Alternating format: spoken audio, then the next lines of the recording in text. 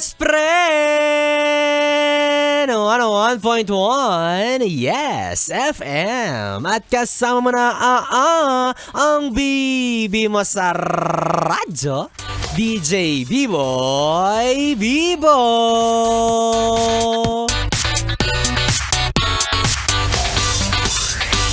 Yes, friend! Finally, tumila na ang ulan at humupa na ang baha. Kaya makakapagpahinga na rin kayo ng iyong jowa. Aminin mo, diba, nitong mga nakaraan, ay, napagod kayo nitong jowa mo. Kasi panahon ng taglamig. Oy!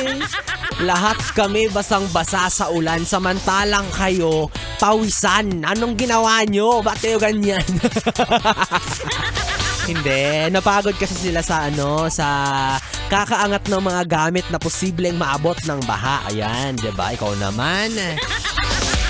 Paalala lamang po sa mga may jowang istrikto. Tapos na po ang cuddle weather. Pwede niyo na pong pakawalan yung mga jowa ninyo. Huwag niyo namang sinasakal masyado. Grabe naman 'yan. Pero aminin nyo, di ba, kapag ganitong rainy season, ang sarap-sarap kapiling ng bibi mo. Yung dalawa lang kayo Netflix and chill sa kwarto. Ay, di tayo sure. Kumbaga, sinasabi nyo sa isa't isa na, babe, wala tayong ibang pupuntahan. Wala tayong pasok ngayon. Wala tayong trabaho. Atin ang mundo. Akin ka lang, babe. Diba? Sasabihin mo, gusto ko akin ka lang. Yung mata mo, tenga mo, atensyon mo, lahat dapat nakabaling lang sa akin.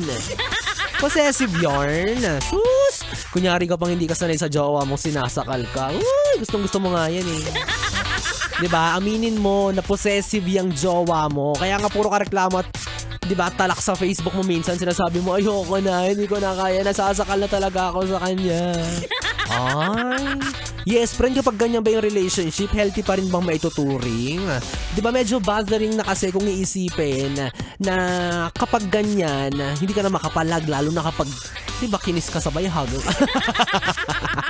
Rumupok ulit, nakakainis. Pero oo nga, no, kahit ayaw mo na, kahit gusto mo nang tapusin, paano ka nga naman makakawala? Pinaghihigpitan ka nga.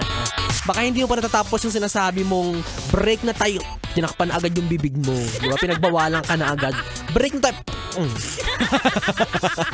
Sinupalpal ka na agad. Ano ba naman yan? Pati ba ikipaghiwalay, bawal.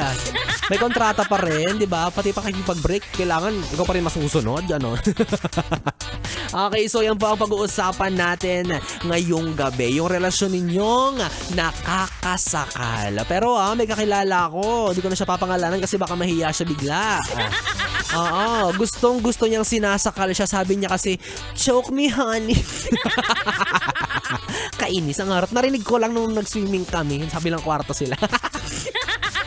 Hindi, gusto niya raw kasi yung mahigpit na yakap. Yung halos hindi na siya makahinga, gano'n. Yung tipong halos ma-choke na siya. Ikaw naman. Tight hugs, kumbaga. Yun yung inibig niyang sabihin. Kung malisyoso ka talaga eh.